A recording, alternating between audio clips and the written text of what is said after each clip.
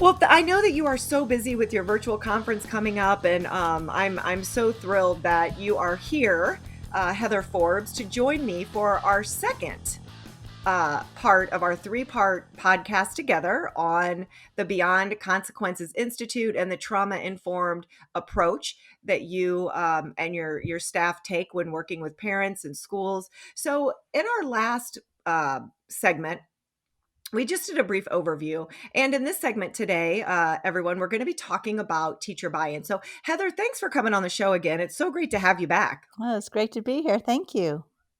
Yeah, I'm excited. So, if you haven't listened, for those of you listening now, if you haven't had a chance, go back and listen to the first part of this because it really gives a great overview of what the Beyond Consequences approach is, in a nutshell, how it functions, how it works, why it's there, the mission, what they're doing to help parents and educators. So, listen to that first. If you haven't, just listen to this one and then maybe go back and check it out. But Heather, just in a nutshell, can you give us a little bit of background on what the Beyond Consequences approach is and what you guys do there? Sure, it's really just changing how we understand negative behaviors. Instead of seeing behaviors as just a behavioral issue, like a child makes a bad choice, it's really understanding now how the brain moves into a different part from the cognitive thinking, rational part of the brain when a child gets upset or disconnected, that the brain moves into the lower parts of the brain, which are much more emotionally based. And so this is really about learning how to understand when children get what I call dysregulated, that's when you will see negative behavior. So the premise Mhm. is that this is not a behavioral issue that we want to work with to change children's behaviors. It's a regulatory issue. When we can get down to the root of what is going on with a child, get them reconnected into relationship, get their brains to be able to calm down, and for them to get reestablished and grounded again, then we will see the change in behavior. So basically, you guys are spending a lot of time in schools, and you're not new at this. You've been doing this for over 20 years. I have. I did start my work more at the parenting level with working with Hmm. parents who are raising children who were adopted, children in foster care, children with just really negative behaviors. But obviously, you can't work with children unless you also understand how their Hmm. schooling and academics are going. And so, really, my work has shifted at a much larger scale of then helping educators to understand how to help children to be able to sit in the classroom and Hmm. to behave and to be able to actually want to learn and to be able to focus and to be able to regulate and get back that love for learning. So my spectrum of work has been at all different angles, whether I've been professionally working in schools or working with children in foster care or adoption, or personally myself as well. Hmm. So we're going to dive right in today because we're going to take on the topic of you're going into schools and you're teaching these solutions and these approaches to teachers, to principals, and we're going to talk a little bit today about what happens once the training is over and you leave. So fill us in a little bit on what it might look like. How much time do you spend when you do go into schools and do this training for teachers? That's a great question. When I first started the work, I would do what has traditionally been done in schools, to go in and do a professional development day all day long, typically in August, right before school starts, and give them a blast of information and then just leave. Well, I Mm-hmm. recognized that that really was completely ineffective because learning takes time. This is not just one little technique or an initiative. This is truly a cultural change that has to happen within a school, and for teachers and counselors and administrators or whoever is working with children in the classrooms, that they are able to start incorporating this type of thinking and this knowledge, and applying the science. So obviously one day doesn't work. And so what I have done, in Mm-hmm. fact, I was just on the phone before this talking to a principal, and we are going to be doing more of a blended training where I come in and virtually now, and do a kickoff. And then we have an online academy where they can come on and be able to do some coursework that we've done and created with actual role plays in the classroom, discussion boards, just like a university. And then teachers can run through that for a few days, and then I come back on, do Q&A, and then they continue their learning like once a week, working through a whole coursework on our online academy. So we've really developed a system now where it is a continual learning throughout the year. I believe with any type of learning, it's not about talking, it's not about just reading, it's about experiencing it. And so to be able to take that knowledge, one little nugget, go back in the classroom, try it out, it may or may not work, and then go back and learn a little bit more, do the coursework, go back into the environment, and then you keep looping until this really does become the way you think, the way that it just becomes a natural state rather than thinking about, okay, what do I do right now? What do I do right now? What's one technique to do? Hmm. It becomes part of the culture, like I said, and just the thread of everything that you do in your life. Hmm. And I'm so happy to hear that you are no longer doing the what I refer to, and probably you do too, as the drive-by PDs. That, those of us that have been in education for so long, both as, I was a teacher and a principal, and you've been in the school systems forever. You have someone come in, they do a day, and you're like, what am I supposed to do? I don't even understand this. Right. And so I think it's absolutely vital, especially talking about the topic that you are going in and training them on. It does need to be a culture and a way of life, and not just, I'm just going to go back and do this because the binder told me I had to, and then make sure when the principal walks by I'm doing it, when the principal leaves I go back to my old ways. So I love that you're blending in with the schools. And that, are you still seeing though that there's a little bit of resistance, even though you're doing as much as you are to try to blend this into their school culture and climate? Oh, I mean, still absolutely. has to be some teachers that are like, nope, not doing it. It's not going to work. Yeah, no, absolutely. And I really honor that because Hmm. this technique and this way of thinking, I just said it wasn't a technique, and I call it a technique. So this way of thinking and this approach is very challenging. It's easy. I will say this. It's probably the easiest concept to ever put your mind around, but putting it into practice, oh my gosh, Hmm. it's undoing everything that we know that is familiar. And and so and then also I think for a lot of teachers and educators, it feels like you're just letting kids get away with things, that we're not holding them accountable, and that by implementing consequences in a very love-based, relationship-based way, it doesn't feel punitive enough. And so I think, again, it's this not just within the schools, but just as a nation, we have always looked at it to say if someone acts out, breaks the rules, that they have to be punished. And so we have to step back and really be able to see this differently. So it's a big stretch for some people. If you have a teacher who was raised in a military family and that's all Hmm. they have known their whole life, and I come in and say, "Oh no, let's just be really connected and loving. Let's hold the boundary, but let's really help them." It feels really, really opposite. So when people are resistant, I just hold that space for them to understand that this is just a really big stretch. It's like speaking another language. If you put me in another Hmm. country and I have to learn the language, I'm going to want to go back and speak my own language before I really embrace the new language. And that's kind of the analogy I like to use. Hmm.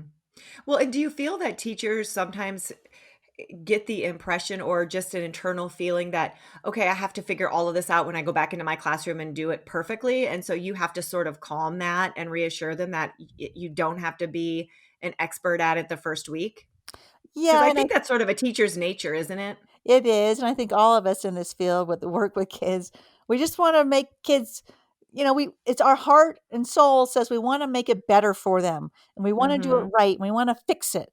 And we can't do that. This takes time. But I also think that there's this history about one more initiative, one more thing to do, one more thing. And And so to add something more on top of it, of course you're going to get resistance. There's teachers have way too much that they're responsible for on the Mhm. academic side, and all the paperwork and all the IEPs and you name it, and the curriculum, that now I come in and say, oh no, do this differently. It's it's that they get overwhelmed. And so what I like to say is that if you ever have a teacher that feels overwhelmed, you're going to see resistance. Resistance is just fear. And so, Mhm. how do we overcome that? Well, it's all about actually using the model itself with the teacher or whoever is being resistant. We apply this model to students who are resistant, the ones that don't want to turn in their paperwork or don't want to do the assignment, or, just don't even want to pull up their pencil from their backpack. They're like, I'm not doing it. You can't make me. And so we apply this model to our students. Well, this is a model about human behavior. This is a model about relationship, about connecting. It works with everybody. So to apply the model then to anyone that is resistant, I also say we can use this in our families, with our spouses, our partners. I'll divert. And I had one, I had one lady at a training, and she sat in the very front row, and she said to me in the very beginning, she goes, Heather, I have to tell you this before I start. She was not an educator. It was a different type of training. She goes, Mhm. I have been using this with my boss, and my job is so much better. So she Mhm. obviously had a dysregulated boss, and so she was using the model with her boss. So it's a model that we can use with anybody that is resistant, because it's just about being loving, being kind, listening, validating, tolerating, accepting who they are and their perspective, and then joining them in there and supporting them in a love-based way. Mhm. So you bring up a good point about teachers and if they're resistant to it, the administrator may be trying to work with them. What do you do if you have a resistant administrator, or how important is the administrator when it comes to implementing these types of approaches? Yeah, the administrator is everything. It has to Mhm. be top down. I have seen teachers go into their own classrooms and apply this model and actually do really, really well. But then the administrator walks by, and again, this can be a model that gets misinterpreted as not being strong enough or holding boundaries or accountability. And so the administrator sees this, and then they walk in it, and they can disrupt an entire classroom. And Mhm. so it really, I've talked to teachers that they're so frustrated because they don't have the support that they need. It's a big change. And well, here's the other thing. I've also seen teachers that have done this very successfully without the support of administrators, but then the administrators send all the quote bad kids to their classroom because they know how to handle Mhm. them. And so that's not very fair either. So it really needs to be a top down approach. Mhm. Yeah, it's funny that you say that because I was just actually having a conversation with a friend of mine who teaches first grade, and that exact situation was happening to her because she had done an excellent job handling some of the kids that had some struggles, some behavior struggles, and they just overloaded her. And Right. she's like overwhelmed, and the year hasn't even begun. And so it does happen. And I agree with you, if the administrator's not on board, or not, doesn't have buy-in, for he or she, then it's going to be a little harder for the rest of the teachers to jump in. And so that's a little bit about the initial resistance right off the bat. But what about the situations where it's going, and then some time goes by and it just gradually sort of starts to fall off, and 6 months go by in a year? And I kind of call that like gradual resistance. Like Mhm. they're gung ho at first, but then it kind of falls off. Do you see that a little bit? And what do you do to help support that? No, I think you're absolutely right. It's a pervasive, just builds up. And what I see, the cause of that is because as the year goes in, you get stressed out, lots of deadlines, lots of things happening, and Mhm. all of us, we have a tendency just as human beings to go back to what is familiar. When we get stressed out, we're not as mindful, we're not as cognitive, and we kind of go into autopilot. And so all of us revert back to the same old parenting Mhm. programs, like what our parents did and what our other, teachers in our schools did with us. And so, our blueprints from our past, we might be grown adults, But I'm telling you, the minute we get stressed out, the minute we go right back into the old patterns of what we know from as little Mhm. kids and those old patterns of thinking. And so I think that gradual piece is just a sign that says you've got a teacher who's stressed out, who's overwhelmed. And I will tell you, when you've got kids in your class who are very, very challenging, not just one day, but every single day, they walk in, they're very predictable, they do the same thing over and over again, and you just get tired of it. And you're like, well, I don't even want a relationship with this student. Mhm. I mean, let's just be honest. Right. There's those kids that Yep. you're like, I wish this kid would just transfer. I mean, Right. you know, And that's the kid that's always at school. always. They never miss a day. And so Never. so, this pervasive piece, and I think we just have to be honest about that. We're human too. We love our kids, but Yep. there's those kids that turn us inside out. And so it's easier just to say, okay, you're out. Here's a consequence. You're out of my room, and I can't teach with Mhm. you in here. And so we become combative again. And so there's this resistance that starts building up, and it just feels easier. And when we get stressed out, the honest truth is we don't want to be in a relationship either. All of us Mhm. know that from our own personal experiences. The minute you're stressed out and maybe your child comes in the room or your spouse or partner comes in, and you don't even want to say hello sometimes. And Mhm. it's who we are. The cells of our body constrict. We don't want to be in connection. We don't want to be in relationship. And the old model that we have traditionally used is not relationship based. So it feels better just to send a child out of the classroom, just to give them Mhm. a consequence and get them out of our way. And so we go back to those patterns because we get constricted. We are the ones that are stressed out. And I think that's just a sign for us to say, hey, I need some help. I need some support. I need to be mindful. Let me get myself back in balance before I can go back in and be more of that love based, relationship based teacher. Mhm. Mhm. Now, I can't imagine that you have too many situations like the one I'm going to ask you about, but I'm sure it does happen. How do you help teachers with parents that might be resistant to this? I've had some of those parents that are like, nope, throw the book at them, make them sit out for recess. They don't get recess for the rest of the year, and or they have to leave the classroom. How would you help teachers with parents that might be resistant to this? Oh, there's definitely those teachers and, Mhm. I mean, those parents that, connect with the teachers in that way. When I worked in schools, I was more of the therapist on campus, and so I did get to teach to be able to connect with a lot of the parents, but it was really hard because they're just like, "That's your problem now." Mhm. I'm the minute I drop my child off, it's yours.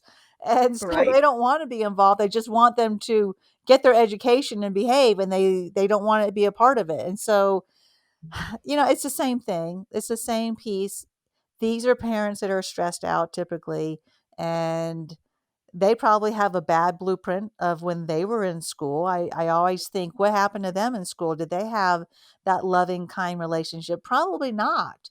And they do feel intimidated. A lot of our parents who are resistant, you look at their educational histories, and maybe they don't have even a college degree or a high school diploma. And so there's going to be a level of intimidation. And so they're automatically going to be in this resistant state, coming in with their fist up. What do you do with that? Again, you just see that as fear. You see it Mhm. as resistance. And these are the people that need the most love. Just like our students who have their fist up in resistance. We're going to love them in that moment, and we're going to love our parents. And sometimes it might be having to schedule a parent teacher conference, and you know what, just have that parent come in and just listen to them and tell me how hard this is, and tell me what's Mhm. really going on with your Billy. And you're not there to solve, you're not there to put any type of expectations on this child's academics. This parent's probably feeling some shame, feeling overwhelmed, all this. So it's not like you're having a counseling session. It probably sounds that way, but you're just connecting. You're just getting to Mhm. know the struggles of this parent. And you know what? You spend that 20 minutes, 30 minutes, I guarantee the next time you call on that parent to be able to have a team connection, you're going to have a lot more ability. And that parent is going to respect you in a way that you've never had before. Mhm. Well, and that is why that relationship piece is so important from the beginning, because obviously parents are going to have less resistance if they know you, they trust you, they feel like they already have a good relationship with you, and it's not like you've went, half the school year and you haven't even met them or have any type of relationship with them. So, I mean, because it's all relationship based, and it should be. Everything that we do in school should be relationship based. Um, would you say that you see more resistance, and maybe you don't have, maybe it's not uh, as a big of a gap as I think it might be, but do you see more resistance, would you say, with veteran teachers or with the newer teachers with some of these approaches? I was again on the phone call with a principal, and she was like, it was the veteran teachers that she was talking Mhm. about that are resistant. She even has a vice principal who has been there for years and years and years, and he's all about General Patton, that he's just going to make these Mhm. kids behave, and so yeah, typically the veteran ones, and I think that the reason well, there's a couple reasons. Obviously, because that's what they were taught. That's what's always Mhm. worked. It's worked with the kids when they first started teaching. And it's been what they've been doing and what they know. But we live in a different world. Obviously, now Mhm. we live in a very different world, and so things have changed. People are changing, and our students are they're different thinkers than what they were 15, 20 years ago. But I think the other concept to think about is that by changing what they are have done for the last 20, 30 years, it does have to make them look back and go, "Wow, maybe what I did wasn't the best." And that's a Mhm. really big purple pill to swallow, you know? So I don't think it's what's wrong. I think we just all evolve and we all just look at things in a new, broader perspective as we grow. But it is about growing and shifting. And you know what? For all of us, that's very hard. What is Mhm. familiar feels safe, it feels right, it's what you know, and to make that change after 20 or 30 years is a big stretch. But you know what? I Yeah. also see new graduates coming out of schools who haven't been taught about trauma, and I just shake my head. I'm like, this science has been around since the 90s, and we're still not incorporating it into our higher education. Mhm. Well, and do you think that part of the veteran teacher's plight is we as educators have a real bad habit of changing things up very quickly when we feel that they're not working. So it's, oh, this is going to pass too, and they'll just have us doing something else in 2 years instead of really waiting to see if something is going to stick. Sure. I mean, and as if you're a teacher, there's a strong hierarchy in the Hmm. schools, and a lot of times you don't have a voice, and you're being Hmm. told to do this, told to do that, fix that, do it this way, and so there is a sense of being powerless. And people told me how to live my life and know what to do. It's hard, and Hmm. so that resistance automatically goes up. So I think that's again why having administrators on board, building that culture, that team environment, the relationships, getting feedback from everybody. Ultimately, it is the administrators that make those decisions and pass down these requirements. But having that relationship, it doesn't feel so bad anymore. It doesn't feel like someone's controlling you. If I were to ask everyone listening to this podcast, raise your hand if you like to be controlled and told what to do. How Right. many of us would raise our hand? None of us. It is our natural state to have freedom, to have choices, and again, to have someone tell you to do something that no matter whether it is love-based or not, it just feels bad. Mhm. Yeah. And I know in a lot of school districts, they will sometimes do, a couple of schools where they know that the administrator is going to have buy-in. They know that the administrator is going to lead their team to pushing these solutions and approaches into their building and show what a difference it makes. And then moving on to all of the other buildings so that they have some data and some proof to say, look, this is work. We've been doing this for a year. And then schools have mentors, because it would be great when you're trying to implement something like this that you have others other than the trainer, because you're one person, and you can't constantly be everywhere all the time to say, look, I can help you with this. So having maybe some folks within your district that are experts at this or that have been doing it and can really help push you through when you sort of get to feeling like, I don't want to do this. I just want to make the kids sit out for recess. Right, and I think what I've seen be very effective in schools to be able to unroll this is not to just blast it on that one Mhm. PD day, but to bring Yeah. in what I call your champions, the ones that really feel this model, agree with it, it's just natural to them, have them come together, group of 5, 6, 10 people of that school. They do a book study. They really get deep into the material, and then they go back and they start using the model. Other people sort of watch what's going on, and then they become the coaches for the other teachers. And so it really becomes a peer-to-peer initiative. And I think it's a lot less threatening, a lot more motivating, and you'll get more buy-in. And it's important because people will see the results. They'll see that that student who has been just revolving, their frequent flyer into the principal's office, all of a Hmm. sudden isn't there anymore. They're actually sitting in the classroom and learning, and people will take Yeah. note of that. And so I think we are very outcome driven in the educational system. And so by doing this sort of very small initiative to start, when you start seeing results, then people start waking up and go, wait a minute, this might be something that I could buy into.